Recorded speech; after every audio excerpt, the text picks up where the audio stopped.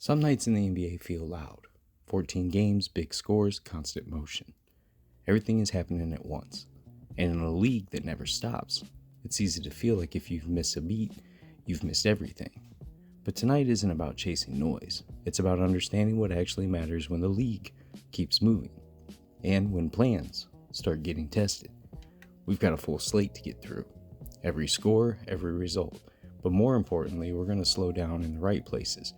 We're going to talk about Philadelphia, about Joel Embiid, about why some teams panic when things wobble, and why others are already built to withstand it.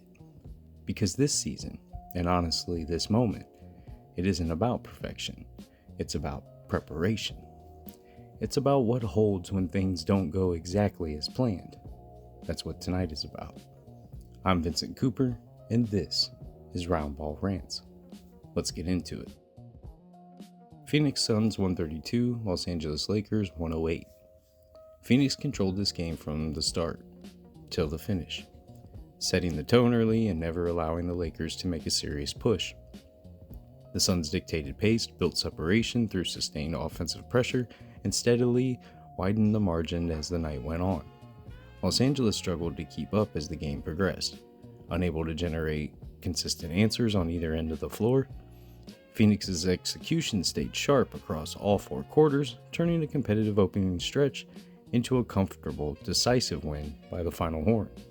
The result marked a statement performance for the Suns while the Lakers were left chasing the game for most of the night. Dallas Mavericks 131, Denver Nuggets 130. This one stayed tight from start to finish, with neither team able to fully pull away. The game featured constant momentum swings, timely answers on both ends, and a score that stayed within striking distance deep into the fourth quarter. Dallas executed when it mattered most, making just enough plays late to edge ahead in the closing moments. Denver had opportunities to swing the outcome, but the Mavericks held their composure down the stretch and protected the slim margin till the final buzzer. A one-point finish that came down to execution, poise, and late-game control. Los Angeles Clippers 128, Houston Rockets 108.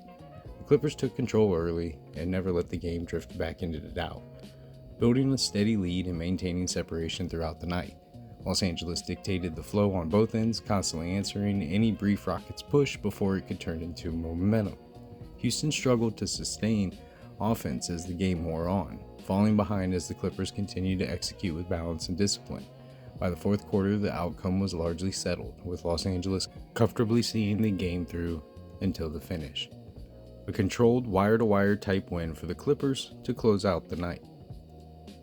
The remaining results: Charlotte Hornets 126, Washington Wizards 109. Brooklyn Nets 114, Philadelphia 76ers 106. Chicago Bulls 126, Atlanta Hawks 123. Milwaukee Bucks 111, Indiana Pacers 94. Toronto Raptors 112, Miami Heat 91. Minnesota Timberwolves 115, New York Knicks 104. San Antonio Spurs 130, Oklahoma City Thunder 110. Memphis Grizzlies 137, Utah Jazz 128. Orlando Magic 110, Portland Trail Blazers 106. Detroit Pistons 136, Sacramento Kings 127. Before we move on, I want to take a second to thank our partner W. If you're grinding through the long days, late nights, or early mornings like this one, W is built for that. No sugar crashes, no artificial junk, just a clean energy formula designed to keep you locked in without burning you out. Whether you're watching film, editing content, gaming, or just trying to get through your day with focus, W delivers energy that lasts. And if you want to try it for yourself, head over to w.gg and use promo code RoundballRants to save on your order. W, officially partnered with Roundball Rants. And while most of the league storylines change night to night, one situation in Philadelphia deserves a calmer, wider lens: Joel Embiid's health and how the Sixers have already prepared for moments like this one. Let's start with the injury itself. The latest concern around Joel Embiid centers on continued right knee management. This was not a new diagnosis. This was not a sudden shutdown. During Philadelphia's most recent game, Embiid experienced a brief knee scare, exited for evaluation, and later returned to the floor. That alone tells you something important. This is being monitored, not reacted to. There's a difference between an injury that changes your season and a condition that defines how you manage one. What we're seeing with Embiid right now falls squarely into the second category. The Sixers have been transparent all season about what this looks like. Variable availability, conservative listings, careful decisions on nights, minutes, and back-to-backs. None of this is new information to them, even if it feels new to fans every time his name appears on the injury report. And that's where the real story begins, not with the knee itself, but with how Philadelphia has chosen to live with it. Because the Philadelphia 76ers did not build this season assuming Joel Embiid would be a nightly constant. They didn't sell that illusion internally. They didn't design their rotations around hope. They prepared for absence before it ever arrived. That matters. This team entered the year knowing that Embiid's value would be measured not just by dominance, but by availability in the moments that matter most. And instead of pretending otherwise, they leaned into it. They spread responsibility. They defined roles without him. They built offense structure that could function even when the centerpiece steps off the floor. That doesn't mean Embiid isn't central. He absolutely is. The ceiling still belongs to him. The margins still swing with him. But the floor, that's different this season. What this injury moment does, even if only marginally, is reinforce the central trade-off Philadelphia already accepted. Some short-term inconsistency in exchange for long-term sustainability. When Embiid misses a game or plays under managed conditions, the Sixers aren't scrambling to invent a new identity. They're stepping into one they've rehearsed. The ball moves differently. The offense redistributes. Responsibilities widen. And while the version of the team may not always look dominant, it looks functional. And that's the point. This season isn't about winning every January night at full strength. It's about reaching April and May with something intact. And that framing changes how you interpret moments like this. Because if this were an unexpected development, if Embiid had been an Iron Man all year and suddenly wasn't, then yes, this would feel destabilizing. But Philadelphia already made peace with uncertainty. They budgeted for it. They built around it. So when Embiid's availability fluctuates, it doesn't derail the season. It simply activates a different version of it. There is still a cost, let's be clear about that. Continuity matters in the NBA. Rhythm matters. Chemistry matters. And no amount of preparation fully replaces the gravitational pull of a healthy Joel Embiid. But the Sixers are no longer operating under the illusion that they need perfection in December to validate their direction. They're playing the long game, sometimes visibly, sometimes awkwardly, but intentionally. That's why this moment doesn't feel like panic territory. It feels like confirmation. Confirmation that Philadelphia knew exactly what it was signing up for. Confirmation that their margin for error was designed wider than it has been in past seasons. Confirmation that Embiid's health is being protected, not just for him, but for the version of the team they believe can matter later. And that belief doesn't hinge on a single night, or a single scare, or a single injury report. This is a season built around patience, around flexibility, around accepting that the most important thing Embiid can give this team might not be dominance in January, but availability when everything else tightens. So when you hear knee management, don't hear crisis, hear strategy, because Philadelphia already did. What Philadelphia is navigating right now isn't isolated, it's illustrative. Across the league, teams are quietly redefining what success looks like before April. Not chasing perfection, not forcing availability, but building structures that can survive absence. This season, more than most, has exposed a simple truth. The NBA is no longer built around Iron Men. It's built around systems that absorb volatility. Look at how teams are talking internally. The language has shifted. It's no longer, who are we when everyone's healthy? It's, who are we when someone isn't? That question used to be uncomfortable. Now, it's foundational. Teams like the Philadelphia 76ers aren't alone in this approach. Around the league, front offices are prioritizing floor over flash in December. They're sacrificing some nightly dominance to protect long-term viability, and they're doing it on purpose. This isn't load management as controversy, it's load management as infrastructure. The NBA schedule is relentless. The margins are thin, and the reality is most contenders are carrying something: a knee, a back, a minutes cap, a long-term plan that doesn't align with nightly urgency. What's changing is how openly teams are designating around that reality. You can feel it in the way rotations are staggered, and how responsibility is spread, and how young players are asked to do more earlier, not because that they're ready, but because resilience is being trained, not discovered. There's also a philosophical shift happening. For years, the league rewarded teams that chased every regular season edge. Now the smartest organizations are redefining the value. A win in December still matters, but not at the cost of availability in May.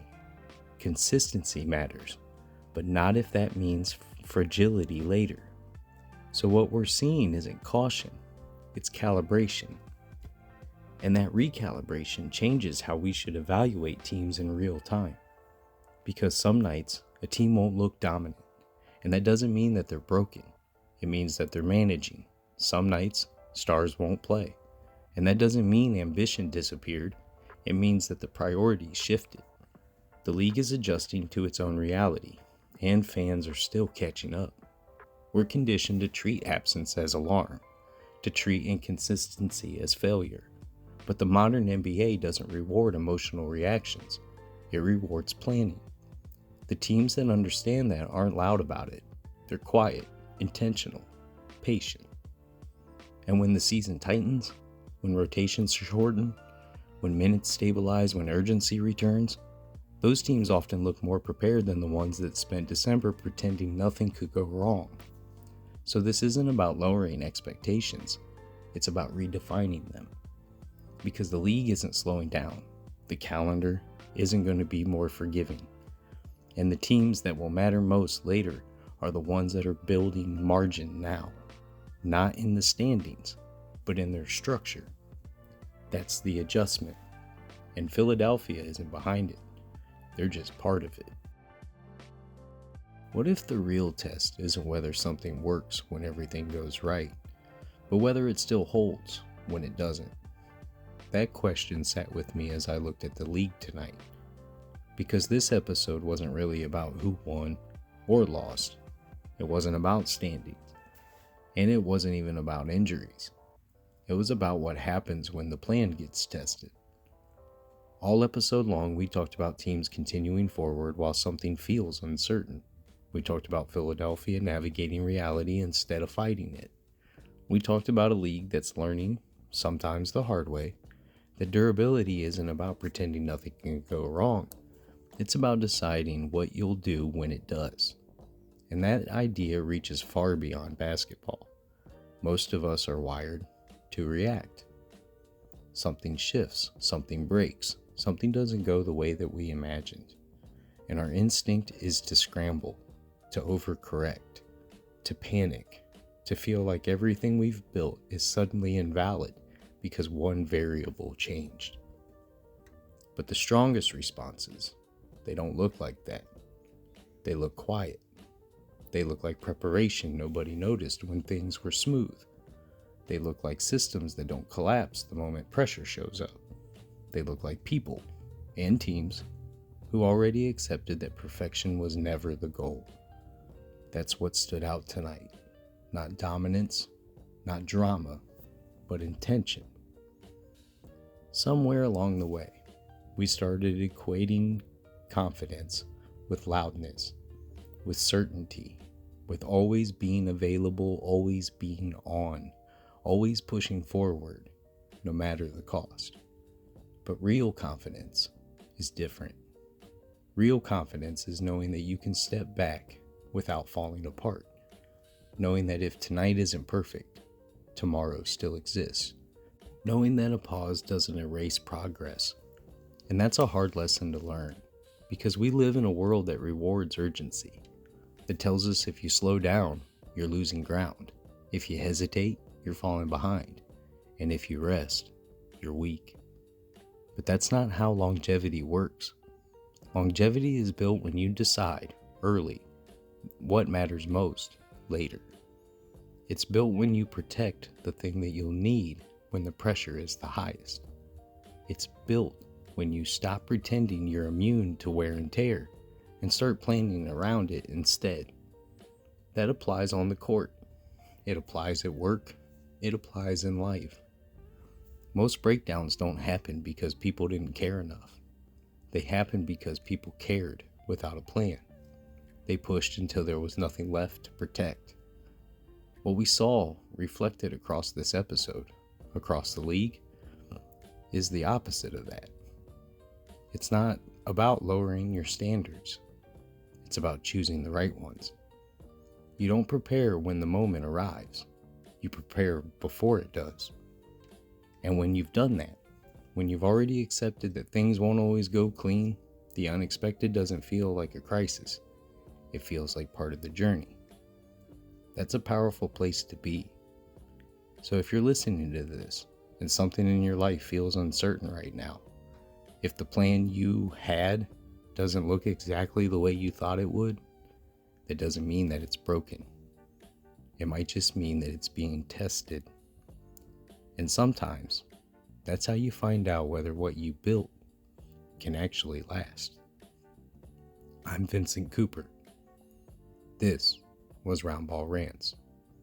Thank you for spending part of your day with me.